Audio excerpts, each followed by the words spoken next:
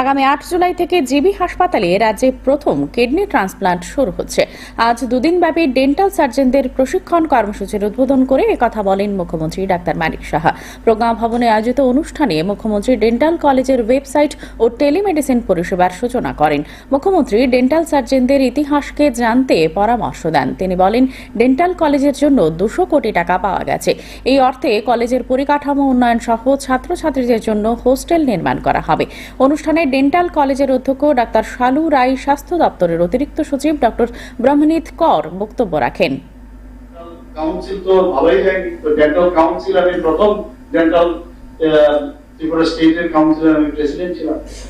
কিছু একটা করার ইচ্ছা, এই যে করার একটা করতে হবে কিছু একটা। আমি যে প্রফেশনে থাকি, যে জায়গায় থাকি, সেখানে যারা যারা আছে আমি ডেন্টাল সার্জনদের বলবো, যেখানে যে কাজের জন্য দেওয়া হয়েছে সেটা যেন একদম আমি 100% করি, বরং আরো বেশি যাতে আর ইনোভেটিভ চিন্তাধারা করি।